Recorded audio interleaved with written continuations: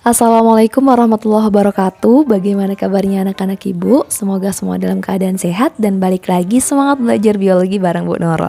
Oke, baik, di pertemuan kali ini kita akan lanjut bahas materi mengenai hereditas.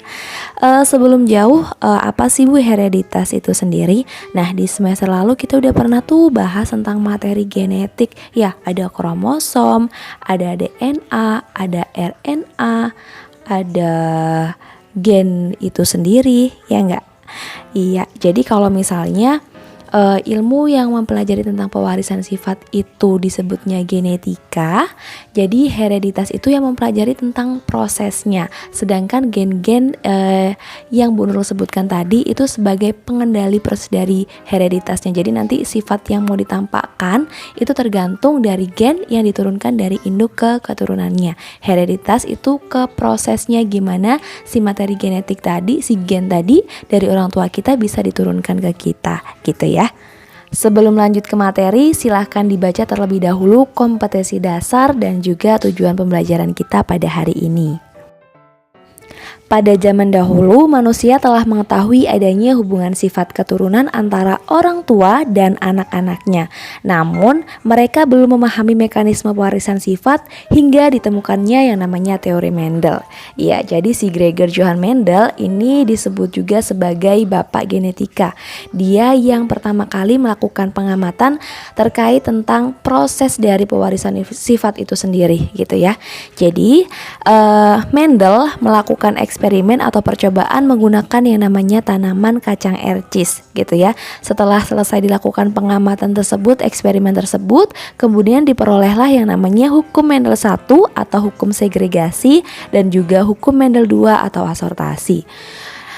Selanjutnya, kira-kira kenapa sih dari sekian banyak tanaman si Mendel melakukan pengamatan terkait proses pewarisan sifat menggunakan tanaman kacang ercis? Pasti ada alasannya kan? Kita simak ya.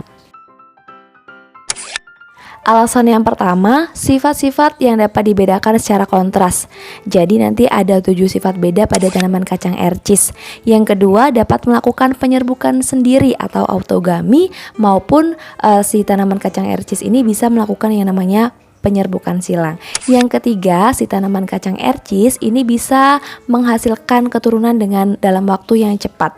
Yang keempat, memiliki keturunan yang banyak dengan umur tanaman yang relatif pendek. Jadi kalau misalkan melakukan pengamatan akan bisa lebih cepat diperoleh hasilnya, gitu ya. Yang terakhir, si tanaman kacang ercis memiliki banyak varietas. Oke, tadi Bu Nurul sampaikan ada 7 sifat beda. Nah nih, ada 7 sifat beda pada tanaman kacang ercis.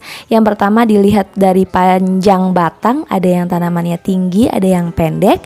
Letak bunga, ada yang di ketiak batang, ada yang di ujung batang. Kemudian bentuk polongnya, ada yang halus, ada yang keriput. Warna polongnya ada yang hijau, ada yang kuning. Kemudian warna bunganya ada yang ungu, ada yang putih. Bentuk bijinya ada yang bulat, ada yang keriput, dan warna biji ada yang kuning, ada yang hijau. Sebelum kita lanjut ke proses pewarisan sifatnya, ke contohnya, kalian perlu tahu istilah-istilah yang ada pada pewarisan sifat ya. Yang pertama di sini ada istilah dominan dan resesif. Nah, dominan itu sifat yang menutupi sifat yang lain, biasanya dituliskan dengan huruf kapital.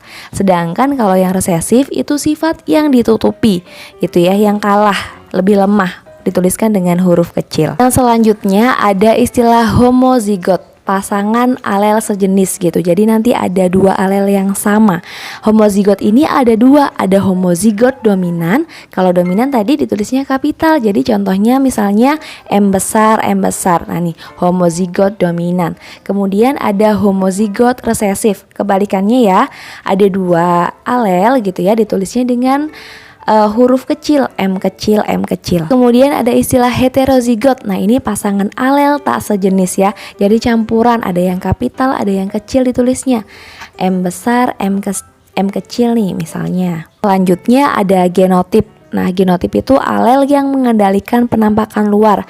Misalnya ada tanaman tinggi gitu ya, yang tampak tinggi nih, kemudian dituliskan genotipnya T besar. Jadi kalau genotip itu disimbolkan dengan abjad. Misalnya ada bunga merah, ditulisnya genotipnya M besar, M besar. Selanjutnya ada fenotip. Nah, fenotip itu sifat yang tampak. Contohnya tadi tinggi, pendek, bunga warna merah, warna putih yang tampak ya, yang dikendalikan oleh si genotip. Dan yang terakhir ada parental dan juga filial. Parental itu induk dan filial itu keturunannya. Sampai di sini bisa dipahami istilah pada pewarisan sifatnya. Kita lanjut ke hukum Mendel 1 ya. Hukum Mendel 1 atau hukum segregasi secara bebas menyatakan bahwa setiap makhluk hidup mengandung 2 faktor untuk setiap sifat. Nah, masing-masing faktor dapat mengalami segregasi atau memisah satu sama lainnya selama pembentukan gamet. Sehingga nanti setiap gamet hanya memiliki 1 faktor untuk setiap sifat. Aduh, gimana ya, Bu? Oke, dengerin penjelasan Bu Nurul. Oke, di sini Bu Nurul tuliskan tadi kan konsepnya 2 faktor untuk setiap sifat. Nah nih, misalnya ada sifatnya tanamannya tinggi, ditulis genotipnya T besar, T kecil. Nah nih, ada 2 alel, ada 2 faktor gitu ya. Ada T besar 1, T kecilnya 1 gitu ya, untuk menentukan sifat tanamannya tinggi. Nah, kemudian masing-masing faktor dapat mengalami segregasi atau memisah satu sama lain selama pembentukan gamet. Jadi ketika menentukan gamet, nanti T besar, T kecilnya itu memisah ya. Jadi gametnya ada 2, ada T besar dan juga T kecil gitu, bersegregasi. Sampai di sini bisa dipahami? Oke, coba contoh yang kedua. Ada sifat bunga merah gitu ya. Kemudian di sini alelnya M besar, M besar. Kira-kira gametnya apa? Yang dituliskan memisah nih, ya enggak? Berarti karena memisah dan juga sama, makanya yang ditulis 1 aja, M besar saja gametnya. Nah, yang selanjutnya kita akan bahas tentang contohnya ya. Jadi hukum Mendel 1 persilangannya itu monohibrid atau satu sifat beda saja gitu ya. Di sini disilangkan tanaman tinggi dengan genotipnya T besar, T besar. Disilangkan dengan tanaman pendek dengan genotip T kecil, T kecil. Nah nih, lihat cara mengerjakannya. Ditulis dulu tuh parentalnya tanaman tinggi disilangkan dengan tanaman pendek, genotipnya T besar, T besar, T kecil, T kecil. Kemudian cara nentuin gametnya seperti yang Bu Nurul contohkan tadi. T besar berarti ditulis T besar saja, T kecil nih ditulisnya T kecil saja. F1-nya jadi keturunan pertama yang diperoleh ketika T besar disilangkan dengan T kecil, maka diperolehlah T besar, T kecil gitu ya. Fenotipnya jadi 100% tanamannya tinggi. Bu, kok tinggi dapatnya? Kenapa? Karena si tanaman tinggi sifatnya lebih dominan dibandingkan tanaman pendek. Makanya 100% tanamannya tinggi gitu. Kemudian apabila F1 nih, F1-nya apa tadi? T besar, T kecil, tanaman tinggi disilangkan dengan sesamanya. T besar, T kecil juga tanaman tinggi. Kira-kira hasil keturunan keduanya nanti gimana ya? Gitu ya. Yang pertama tulis dulu genotipnya. T besar, T kecil, T besar, T kecil. Gametnya, gimana cara nentuin gametnya tadi? T besar, T kecil, gametnya jadi ada T besar dan ada T kecil. Satunya juga sama, ada T besar dan juga ada T kecil. Nah nih, terus kita silangkan hasil gametnya. Kalau bingung kita lihat nih tabel yang ada di gambar yang sudah Bu Nurul sajikan. T besar ketemu T besar, dapat T besar, T besar. Sifat tanamannya apa? T besar tinggi. Kemudian T besar ketemu T kecil, dapatnya T besar, T kecil. Apa tadi sifatnya? Tanaman tinggi.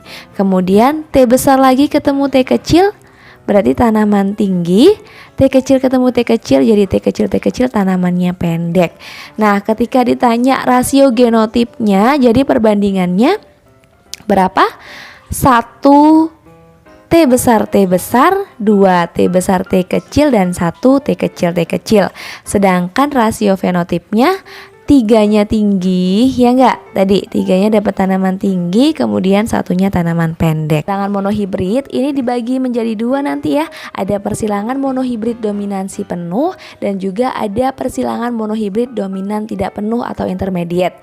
Nah, yang pertama kita bahas dulu tentang dominan penuh. Nah nih, dominan penuh itu konsepnya ketika ada tanaman nih yang dominan ketemu dengan yang resesif, nanti yang resesifnya akan kalah gitu ya, ditutupi oleh yang dominan. Nah, ini contohnya di sini disilangkan bunga merah dengan bunga putih. Genotipnya ada M besar, yang putih M kecil, F1 yang dihasilkan berarti tadi gametnya turun, ada M besar ketemu M kecil, maka F1-nya M besar M kecil. Sifat fenotipnya 100% tanaman merah. Dia dominan penuh, jadi yang resesif sifatnya nggak nampak, ya nggak, ditutupi oleh yang dominan.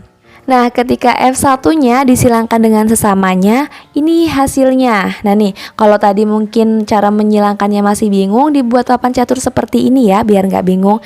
Nah tuh, tadi F1-nya diperoleh 100% bunga merah dengan genotip M besar M kecil. Nah nih, gametnya berarti ada M besar dan M kecil, ya enggak? Baru nanti diperolehlah dua F2-nya. Nah, dibuat papan catur nih, diturunin ada M besar M kecil, M besar M kecil disilangkan. M besar ketemu M besar hasilnya merah, M besar ketemu M kecil hasilnya juga merah, M besar ketemu M kecil lagi hasilnya merah, kemudian M besar ketemu M kecil hasilnya putih. Jadi rasio genotipnya sama dengan contoh yang Ibu tuliskan di awal ya. Rasio genotip 1 M besar, 2 M besar M kecil, dan 1 M kecil. Sedangkan rasio fenotipnya 3 warna merah dan 1 warna putih. Yang kedua tentang persilangan monohibrid dominan tidak penuh atau intermediate. Jadi sifatnya nanti yang dihasilkan berada di antara sifat dominan dan resesif. Ketika ada yang dominan nih warnanya merah ketemu dengan resesif warna putih, nanti akan dapat satu sifat baru ya, warna di tengah-tengahnya, intermediate. Merah ketemu putih jadinya warna merah muda gitu. Nah, contoh persilangannya sudah Bu Nurul tampilkan di depan. Coba diamati. Parentalnya ada bunga merah disilangkan dengan putih. Genotipnya M besar, M kecil. Macam gametnya ada M besar, M kecil. Jadi genotip F1-nya M besar ketemu M kecil. Fenotip F1-nya merah muda ya, karena dia sifatnya intermediate. Ketika F1 disilangkan dengan sesamanya, cara ngilanginnya masih sama seperti yang tadi. Jadi diperolehlah genotip F2-nya 1 M besar banding 2 M besar M kecil dan 1 M kecil. Begitupun dengan fenotipnya. Jadi 1 warna merah, 2 warna merah muda, dan 1 warna putih gitu. Rasio genotip F2-nya sama fenotip F2-nya itu sama gitu ya. Sampai di sini bisa dipahami? Jika sudah, silakan dicoba untuk mengerjakan soal latihan yang sudah Bu Nurul sajikan ya. Oke, cukup sekian untuk pertemuan kita hari ini. Latihan soalnya silakan ditulis di buku latihannya ya. Ibu akhiri, wassalamualaikum warahmatullahi wabarakatuh. Semoga sedikit materinya bisa dipahami. Sampai jumpa di pertemuan selanjutnya.